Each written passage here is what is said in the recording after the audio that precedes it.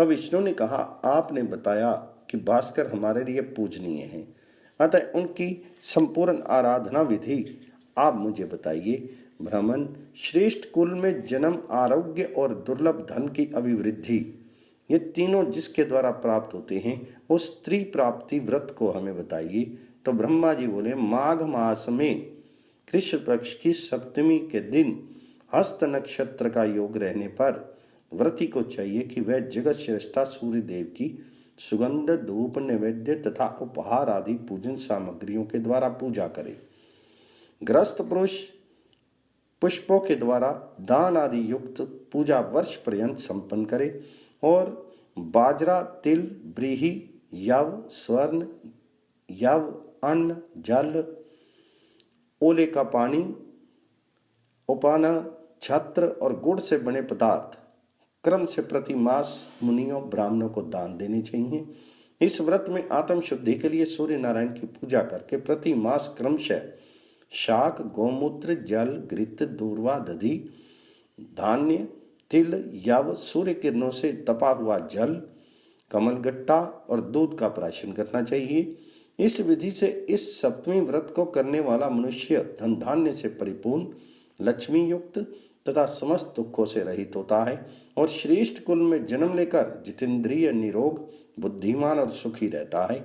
अतः आप भी बिना प्रमाद किए ही इस प्रभास संपन्न स्वामी भगवान दिवाकर की आराधना करके कामनाओं के संपूर्ण फल प्राप्त करें। ब्रह्मा जी ने कहा, हे वासुदेव, जो मनुष्य मिट्टी, लकड़ी अथवा पत्थर से भगवान सूर्य के मंदिर का निर्माण करवाता है, वह प्रतिदिन किए गए यज्ञ के फल को प्राप्त करता है। भगवान सूर्य नारायण का मंदिर बनवाने पर वह अपने कुल की 100 आगे की और 100 पीछे की पीढ़ियों को सूर्य लोक प्राप्त करा देता है। सूर्यदेव के मंदिर का निर्माण कार्य प्रारंभ करते ही 7 जन्मों में किया गया जो थोड़ा अथवा बहुत पाप है, वह नष्ट हो जाता है। मंदिर में सूर्य की मूर्ति को स्थापित कर मनुष्य कृतकृत्य हो जाता है और उसे दोष फल की प्राप्ति नहीं होती और तथा अपने आगे और पीछे के कुलों का उद्धार कर देता है। इस विषय में प्रजाओं को अनुशासित करने वाले यम ने 5 दंड से युक्त अपने किंकरों से पहले ही कहा है कि मेरे इस आदेश का यथोचित पालन करते हुए तुम लोग संसार में विचरण करो। कोई भी प्राणी तुम लोगों की आज्ञा का उल्लंघन नहीं कर सकेगा। संसार के मूलभूत भगवान सूर्य की उपासना करने वाले लोगों को तुम लोग छोड़ देना, क्योंकि उनके लिए यहाँ पर स्थान नहीं है। संसार में जो सूर्य भक्त हैं तथा जिनका हृदय उन्हीं में लगा हुआ है, ऐसे लोग जो सूर्य की सदा पूजा किया करते हैं, उन्हें दूर से ही छोड़ देना। बैठते, सोते, चलते, उठते और गिरते पड़ते जो मनुष्य भगवान सूर्य देव का नाम संकीर्तन करता है, वह भी हमारे लिए बहुत दूर से ही त्याज्य है। जो भगवान भास्कर के लिए नित्य नैमित्तिक यज्ञ करते हैं, उन्हें तुम लोग दृष्टि उठाकर भी मत देखना। यदि तुम लोग ऐसा करोगे तो तुम लोगों की गति रुक जाएगी। जो पुष्प, धूप, सुगंध और सुंदर सुंदर वस्त्रों के द्वारा उनकी पूजा करते हैं, उन्हें भी तुम लोग मत पकड़ना, क्योंकि वे मेरे पिता के मित्र या आश्रित जन हैं। सूर्य नारायण के मंदिर में उपलेपन तथा सफाई करने वाले जो लोग हैं, उनकी भी कुल की 3 पीढ़ियों को छोड़ देना। जिसने सूर्य मंदिर का निर्माण कराया है, उसके कुल में उत्पन्न हुआ पुरुष भी तुम लोगों के द्वारा बुरी दृष्टि से देखने योग्य नहीं है। जिन भगवत भक्तों ने मेरे पिता की सुंदर अर्चना की है, उन मनुष्यों को तथा उनके कुल को भी तुम सदा दूर से ही त्याग देना। महात्मा धर्मराज यम के द्वारा ऐसा आदेश दिए जाने पर भी एक बार भूल से यम किंकर उनके आदेश का उल्लंघन करके राजा सत्राजित के पास चले गए।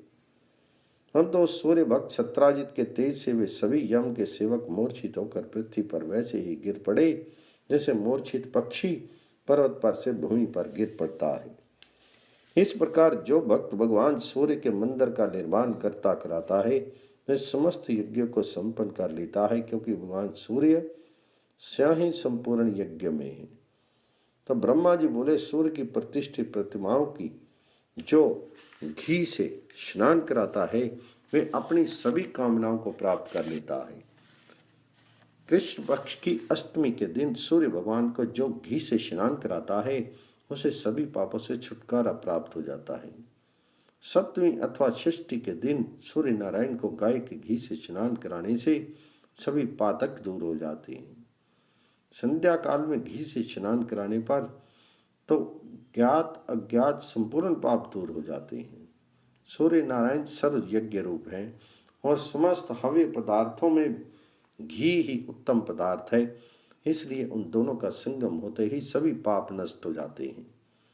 सूर्य को दूध से स्नान कराने वाला मनुष्य 7 जन्मों तक सुखी, रोग रहित और रूपवान होता है और अंत में दिव्य लोक में निवास करता है। जैसे दूध स्वच्छ होता है और रोग आदि से मुक्ति देने वाला है, वैसे ही दूध से स्नान कराने पर अज्ञान हटकर निर्मल ज्ञान प्राप्त होता है। दूध के स्नान से भगवान सूर्य नारायण प्रसन्न होकर सभी ग्रहों को अनुकूल करते हैं, वह सभी लोगों को पुष्टि और प्रीति प्रदान करते हैं।